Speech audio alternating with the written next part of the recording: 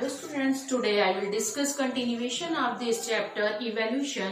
Evolution का continuation करते हैं। पिछला लेक्चर हमने इवोल्यूशन पर आपको दिया कि इवोल्यूशन क्या है, किस कैसे इवोल्यूशन होता है, वेरिएशन क्या है, ये सारी चीजें हमने पिछले लेक्चर में आपको बताया और किस किस चीजों का इफेक्ट पड़ता है, कौन से ऑर्गन जो है एनालॉगस होमोलॉगस कैरेक्टरिस्टिक के बारे में हमने डिस्कशन किया। आज इसका कंटिन्यू करते हैं। आई होप आपके समझ में आ गया होगा पिछला लेक्चर। इसमें देखते हैं कि एक चीज और हमें इंपॉर्टेंट चीज ये बताना था कि इवोल्यूशन में अगर हम ये सोचें कि हमारी ओरिजिन कैसे हुई, यानी कि जब ये अर्थ बना तो अर्थ पर लाइफ सबसे पहले कहाँ से आई, यानी लाइफ कहाँ से आई, तो लाइफ जो आया बैक्टीरिया से। तो बैक्टीरिया कहाँ से आई, ये मन में क्वेश्चन आता रहता है कि भाई बैक्टीरिया फिर कहाँ से आई। बैक्टीरिया आई वो इनऑर्गेनिक, जैसे कि बिग बैंग थ्योरी हुई थी तो उस बिग बैंग थ्योरी में हमें क्या मिले, इनऑर्गेनिक कंपाउंड मिले। तो इनऑर्गेनिक कंपाउंड से किसका फॉर्मेशन हुआ, ऑर्गेनिक कंपाउंड का।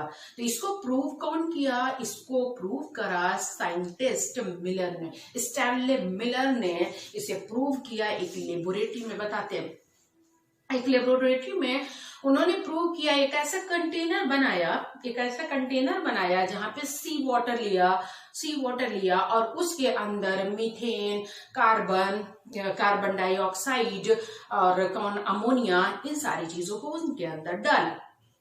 फिर उसके बाद वहां पर 2 इलेक्ट्रोड लगा दिए।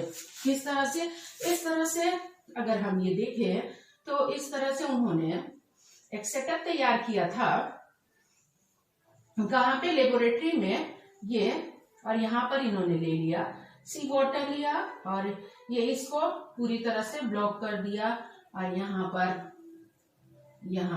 एक ऐसा यहाँ पर भी ऑपरेटर्स सेट कर दिया कि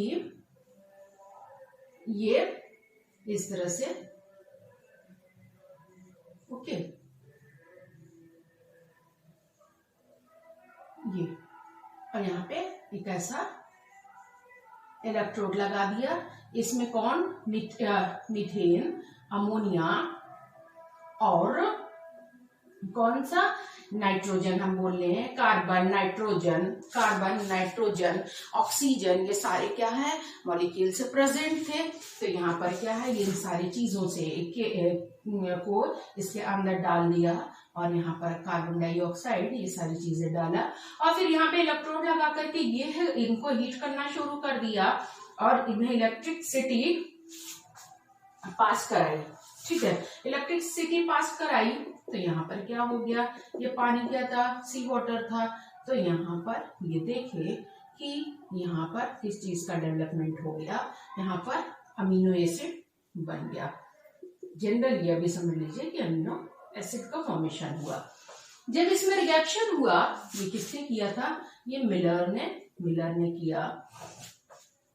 इसका मतलब क्या है, फिर हम ये जाने कि क्वेश्चन ये आता है मन में कि भाई सबसे पहले कौन आया, सबसे पहले बैक्टीरिया आई। बैक्टीरिया की कैसे सेल थे, प्रोकैरियोटिक सेल थी, और बाकी के जितने भी लिविंग ऑर्गेनिज्म है उनकी सेल कैसी है, उनकी सेल यूकैरियोटिक है। तो स्टैनले मिलर ने आपने लेबोरेटरी में एक रिसर्च किया कि सारे गैसेस को, जो गैसेस उन्हें एटमॉस्फेयर में दिखी, उनको वो उस कंटेनर में डाल दिया, साथ में साथ उसमें सी वाटर भी डाला, एक इलेक्ट्रोड लगाया।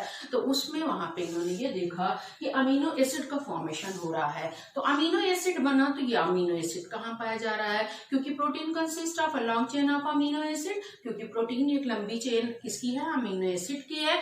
अब प्रोटीन क्या है, प्रोटीन से हमारी बॉडी बनी हुई है। तो उससे ये हुआ, ये प्रूव हो गया कि ये जो लिविंग थिंग की ओरिजिन है वो नॉन लिविंग से, यानी इनऑर्गेनिक सब्सटेंसेस के मिलने से समुद्र के अंदर, सी के अंदर पैदा हुआ। यानी बैक्टीरिया कहाँ पैदा हुई, बैक्टीरिया समुद्र के अंदर मिली। वो बैक्टीरिया कौन सी थी, उनकी सेल कैसी थी, वो प्रोकैरियोटिक थी। फिर उनके अंदर धीमे धीमे इवोल्यूशन, कंटिन्यूअस प्रोसेस चलता गया, सिंपल से कॉम्प्लेक्स के तरफ चलता गया और चलते चलते आज होमोसेपियंस बन गए। प्लांट में प्लांट भी एंजियोस्पर्म बन गए, यानी धीमे धीमे धीमे धीमे इवोल्यूशन होने लगा। सारी चीजों में प्लांट अपने तरफ से इवोल्यूट हो रहा था, यहाँ पे इंसान जो है ये जो है जो लिविंग थिंग्स हैं ये लोग जो है ये जो है अपनी तरफ से इवोल्यूट हो रहे थे। लिविंग थिंग तो प्लांट भी है, लेकिन प्लांट का अलग है, वो बॉटनी का पोर्शन है, ये जूलॉजी का पोर्शन है। तो इससे ये प्रूव हुआ कि बैक्टीरिया पहले आई, उसमें दिन पर दिन उनको भी तरक्की करना था, वहां पे इवोल्यूशन होने लगा। इवोल्यूशन होते होते होते होते कौन बना, फिर एप्स आए, फिर गोरिल्ला आया, चिंपैंजी आए। ये ऐसा तो है नहीं ये खत्म हो गए, नहीं ये हैं, यानी कि ये सारे इनके एंसेस्टर एक ही थे और उन चारों तरफ से सबके अलग अलग स्पीशीज पैदा हुई। ओके, यानी कि उनकी स्पीशीज पैदा हुई तो एक गोरिल्ला बन गया, दूसरा कौन हो गया, एप्स हो गए, मंकी हो गए, फिर जो है होमोसेपियंस हो गए। ठीक है, अभी ये बात की है। तो मिलर ने ये प्रूव कर दिया। बहुत सारी चीजें थी जिसमें लैमार्क ने अपने लॉज बताए और डार्विन ने अपने लॉ दिए। ओरिजिन ऑफ स्पीशीज नाम की एक बुक है, फादर ऑफ इवोल्यूशन, डार्विन को बोला गया। इन लोगों के अपने अपने लॉज थे, इन लोगों ने अपने अपने क्या दिए थे, लॉ दिए कि किस तरह से स्टेप बाय स्टेप जो है वो इवोल्यूशन होता गया। तो फिटेस्ट ऑफ द सर्वाइवल है वो कौन किया, डार्विन थे। और दूसरा जो है use and disuse of organ, ये हो गया। बहुत सारे लॉज हैं, तो अभी इनके बारे में बाद में डिस्कस करेंगे। पहले बात ये आ रही है कि इवोल्यूशन में पिछले लेक्चर में भी हमने बहुत सारी चीजें बताई हैं आपको। उसके बाद में अब ये जो बची चीजें हैं उनको बता देते हैं कि कैसे कैसे भाई हुआ। तो पहले क्या हो गया, यानी प्रोकैरियोटिक सेल्स हुई। अब वही उसी सेल में इम्प्रूवमेंट हुआ, यानी उन्हें भी प्रोग्रेस करना था भाई। तो वो धीमे धीमे क्या हो गया कि उसमें वो यूकैरियोटिक सेल्स भी बने, न्यूक्लियस बने, जेनेटिक मटेरियल बना जो कि रिप्रोड्यूस करने की कैपेसिटी उनके अंदर डेवलप हुई। ये सारी चीजें होते होते होते होते सारे लिविंग ऑर्गेनिज्म बने।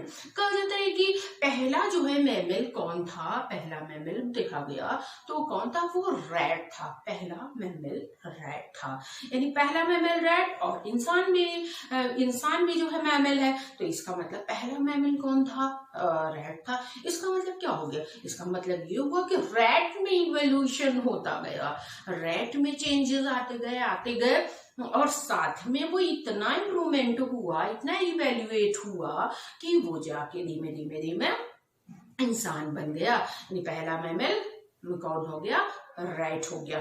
तो ये है इवोल्यूशन। इवोल्यूशन का मतलब है समय के साथ अपने आप को चेंज करते जाना, और वहां पर अगर वो फिजिकली वो चेंज है, यानी एक्वायर्ड कैरेक्टर है, तो वो है एक्वायर्ड कैरेक्टर जो होते हैं परमानेंट नहीं होते।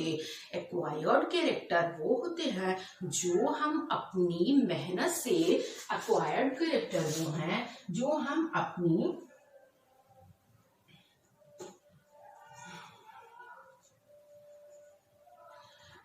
मेहनत से हम अचीव कर ले।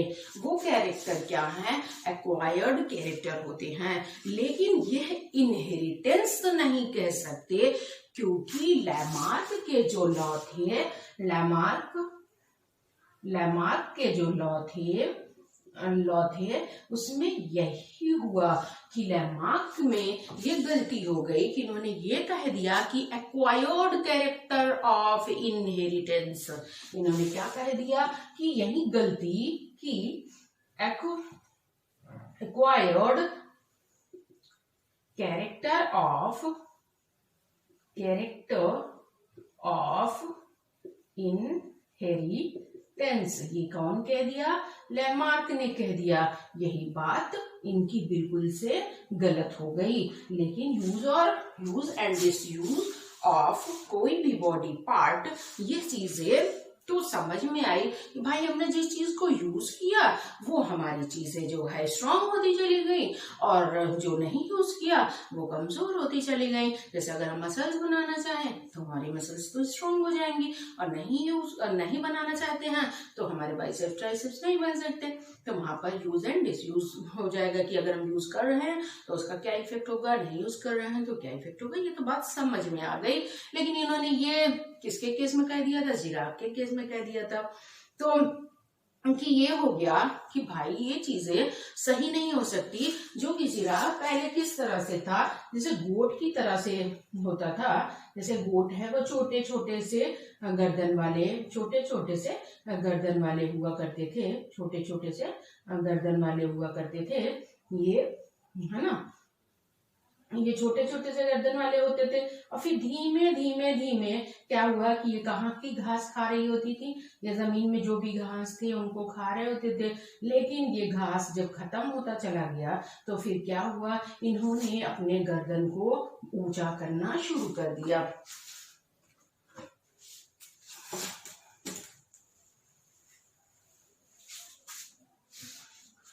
इसके गर्दन, इनकी जो हेड थे ये धीमे धीमे थोड़ा सा बढ़ने लग गए। ये थोड़ा थोड़ा सा ये बढ़ाने अपना लग गए। इनके जो है गर्दन, ये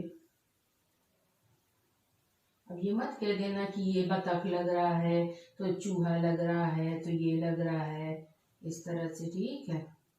ये वाला यहाँ पर क्वेश्चन एक और भी आता है, क्या इनके वर्टिब्रल को यहाँ पे जो सर्वाइकल बोन है, क्या इनकी क्वांटिटी बढ़ गई, क्या हुआ उसमें, ये चीजें सोच के रखिएगा कि ऐसा क्या हुआ। इनके गर्दन थोड़ा सा घास कहाँ हुई, यानी कि यहाँ जमीन से हट गई और यहाँ पे थोड़े थोड़े से ये जो छोटे छोटे ये थी लीफ थी, इनको मिल जा रही थी, वो यहाँ से खाने लग गए। फिर क्या हो गया कि यहाँ से भी लीफ खत्म हो गई, तो फिर ये जिराफ को क्या हो गया, अपने गर्दन को और ऊंचा करना पड़ा, और ऊंचा करके इनको खाने को लेना पड़ा। ठीक है, इनको खाने को लेना पड़ा। तो ये क्या हो गया, ये और इनको, यानी कि अब इनको घास की ऊंचाई बढ़ती गई, घास तो नहीं रहा अब, यानी ट्री की ऊंचाई जैसे जैसे बढ़ती गई वैसे वैसे इनको खाने के लिए अपने नेक को और लंबा फाइनल और लंबा करना पड़ गया, सपोज करिए इनको करना पड़ा। और फिर वहां पे क्या हुआ, वहां पे ये हुआ कि इनका कहना था लैमार्क का कि एक ऐसे कंडीशन आई जहां पर इन्होंने जब रिप्रोड्यूस किया तो सारे के सारे जिराफ लंबे वाले गर्दन के अगले जनरेशन में पैदा होने लग गए। लैमार्क ने ये कहा कि ये इन्होंने अपने गर्दन का यूज ज्यादा किया, जो कि बिल्कुल से गोट की तरह दिखते थे, और गोट की तरह दिखने की वजह से हम पहचान ही नहीं सकते कि भाई ये जिराफ है।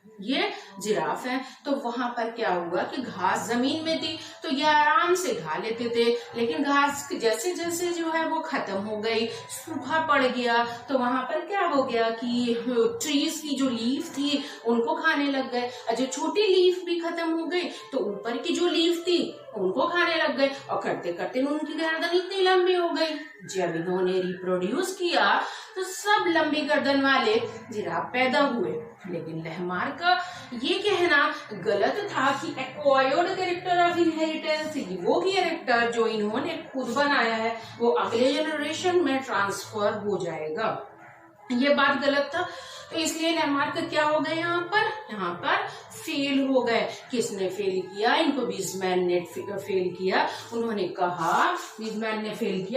कहा कि नहीं ऐसी बात नहीं है। अगर ऐसा होता तो अगर इन्होंने चूहे के ऊपर, रैट के ऊपर एक्सपेरिमेंट किया और ये कहा कि नहीं, अगर मान लीजिए कि रैट है है ना, मान लिया रैट है और उस रैट को क्या करें, अगर हम हर बार इनकी टेल को काट दिया और मेल रैट और फीमेल रैट के बीच में क्रॉसिंग ओवर कराया, तो क्रॉसिंग ओवर कराने के बाद हर अगले जनरेशन में वो रैट जो था वो किस तरह वाला पैदा हुआ, वो टेल वाला ही पैदा हुआ, उसके ऊपर कोई भी इफेक्ट नहीं पड़ा इनके टेल काटने का। वीजमैन ने ये एक्सपेरिमेंट करके प्रूव कर दिया कि नहीं लैमार्क कि ये बात बिल्कुल गलत है कि इनहेरिटेंस ऑफ एक्वायर्ड कैरेक्टर या एक्वायर्ड कैरेक्टर ऑफ इनहेरिटेंस, ये बात बिल्कुल से गलत है कि अगले जनरेशन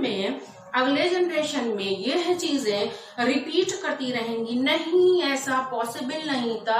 हर बार चूहे की पूंछ काट देने के बाद भी जब उन्होंने रिप्रोड्यूस किया तो उस वक्त चूहे का जो बच्चा था वो पूंछ वाला ही पैदा हुआ। लेकिन एक चीज ये भी है, क्वेश्चन ये है कि अगर सपोज करिए कि उसने उस चूहे के बच्चे ने जिस वक्त उसको बिल्कुल से न्यू बर्न था और उसके समझ में नहीं आया कि क्या उसके पेरेंट्स जो थे क्या पूंछ वाले थे, क्योंकि उसने अपने पेरेंट्स को भी देखा बिना पूंछ के और उसे भी जो है जब बिल्कुल पैदा ही हुआ था उसी वक्त उसके भी पूंछ काट दिए गए, तो उसे तो बिल्कुल पता ही नहीं कि भाई हमारे पास भी पूंछ नहीं है, हमारे पेरेंट्स के पास भी पूंछ नहीं है। लेकिन जब उसी चूहे ने फिर से दूसरे फीमेल चूहे के साथ, रैट के साथ उसने रिप्रोड्यूस किया, तो उसका जो बेबी था, उसका ऑफस्प्रिंग जो भी था, तो वो रैट भी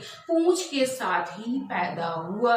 तो ये बात बिल्कुल से लैमार्क की क्या हो गई, गलत हो गई कि नहीं, ऐसा पॉसिबल नहीं है कि अगर कोई चीज जो हम अपने से बनाए हुए हो वो अगले जनरेशन में ऐसा होगा। सेम उसी तरह एक एग्जाम्पल अगर हम लेके बात करें कि जो हम लोग फीमेल हैं, हम लोगों के कान क्या है, छिदे हुए हैं, बचपन से ही छिद गए हैं, या सभी फीमेल चाइल्ड के होल कर दिए जाते हैं, यहाँ से छेद कर दिए जाते हैं। लेकिन ऐसा तो नहीं है ना कि वो फीमेल चाइल्ड जब बड़ी हो, मेच्योर हो और उन्होंने जब उनका बेटी हुआ, रिप्रोड्यूस किया, तो उनके बेबी कान छिदे के साथ पैदा हो, ऐसा नहीं है ना। तो इसका मतलब ये क्या है, लैमार्क वहां पर गलत हो गए। डार्विन ने ये कहा, ठीक है, तो डार्विन ने ये कहा कि नहीं भाई ये सारी बात गलत है। विजमैन ने इनको गलत साबित कर दिया, चूहे के ऊपर प्रैक्टिकल करके, एक्सपेरिमेंट करके इन्होंने इनको गलत साबित कर दिया। दूसरी चीज जो है, कौन थे, डार्विन। तो डार्विन ने ये कहा जिनको फादर ऑफ इवोल्यूशन कहते हैं, तो ये आइलैंड पे गए और आइलैंड पे जाकर के शिप से आइलैंड गए और वहां पर इन्होंने देखा कि अलग अलग प्लेस पर जो बर्ड है उनकी फीक उनको देखा भाई, बीक तो क्या है, सिम देखा जाए तो सिंपल ये है, तो सब में इनको डिफरेंसेस दिखे, यानी कुछ बीक इनको ऐसी दिखी, कुछ ऐसी दिखी, कुछ जो है इनको ऐसे मुड़ी हुई कुछ दिखी, कुछ बिल्कुल से ऐसी दिखी, कुछ जो वो है, कुछ भी जो है इस तरह से दिखी, मतलब अलग अलग तरह की उनको चोंच दिखी, किसकी, बर्ड्स की। तो उन्होंने ये कहा कि ये डिपेंड करता है ज्योग्राफिकल कंडीशन पे, ये डिपेंड करता है कि वहां का क्लाइमेट कैसा है जहां पर ये बर्ड्स पाई जा रही हैं, क्योंकि इनके अंदर चेंजेस इस वजह से हुए क्योंकि इन्हें न्यूट्रिएंट लेना है, इन्हें सरवाइव करना है। तो सर्वाइवल ऑफ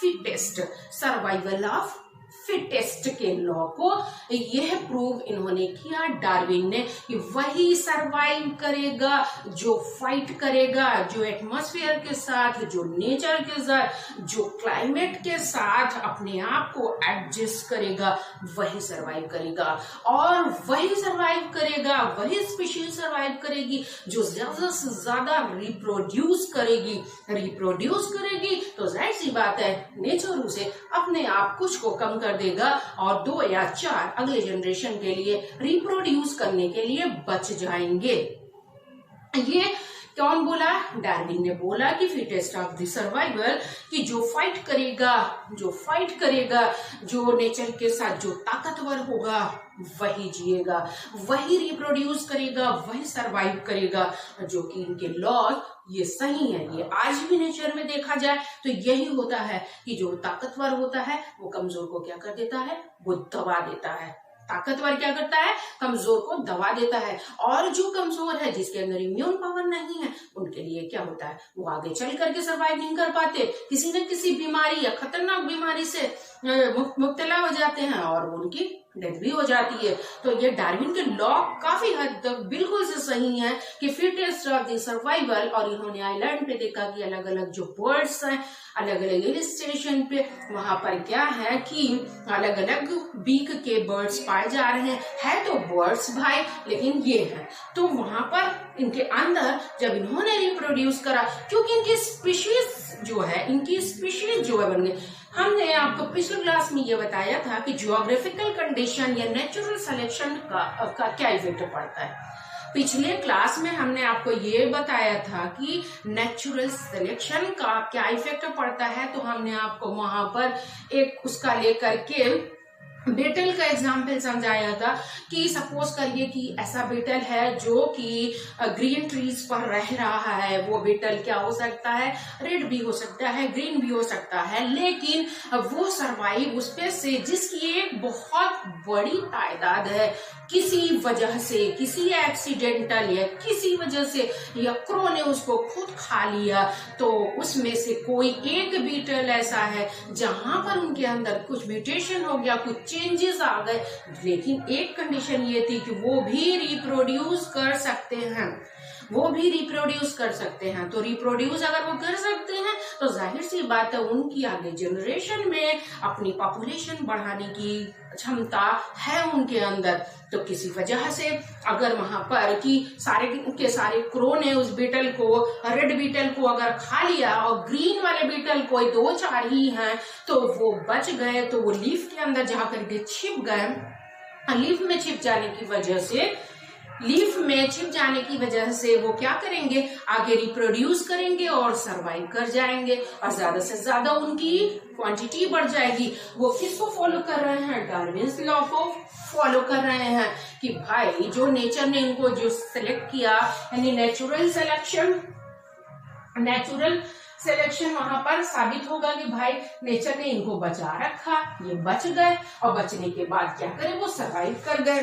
ओके, ये डार्विन। तो आपको आज ये समझ में आया, हमने ये बताया कि हमारी ओरिजिन कहाँ से हुई। हमारी ओरिजिन इनऑर्गेनिक सब्सटेंसेस से हुई। मिलर ने इसे प्रूव किया एक एक्सपेरिमेंट के थ्रू। वहां पे इलेक्ट्रोड्स लगाए, हीट किया, कौन से वाटर को लेकर? सी वाटर को लेकर के। तो वहां पर क्या बना? अमीनो एसिड बना, और अमीनो एसिड मिलकर के क्या बनाता है? प्रोटीन बनाता है। और प्रोटीन क्या है? प्रोटीन हमारी बॉडी है भाई। हमारी बॉडी किसकी बनी है? प्रोटीन की। इसका मतलब उसी से लिविंग थिंग की ओरिजिन हुई। वो कौन है? बैक्टीरिया है। ठीक है, वो बैक्टीरिया है। तो बैक्टीरिया में इवोल्यूशन होते क्या हो गया? बनेगा सीधे के सीधे कंटिन्यूअस इवोल्यूशन होते हुए एक एनिमल किंगडम पूरा का पूरा बन गया। एनिमल किंगडम जहां पे जैसे कि हमने आपको बताया था, एनिमल किंगडम में porifera, coelenterata, platyhelminthes, aschelminthes, annelida, arthropoda, mollusca, echinodermata और कॉर्डेटा धीमे धीमे इवोल्यूशन होता गया। फिर लास्ट में कॉर्डेटा, और कॉर्डेटे में फिर जो सबसे सुपीरियर है वो कौन है? वो होमो सेपियंस है। ये चीजें हो गई। देखिए आपके सिलेबस में ये चीजें कटी हुई है, इसलिए हम इसे बहुत लिखा उखा नहीं रहे, सिर्फ आपकी डिमांड पर हम आपको एक्सप्लेन कर दे रहे हैं। ओके।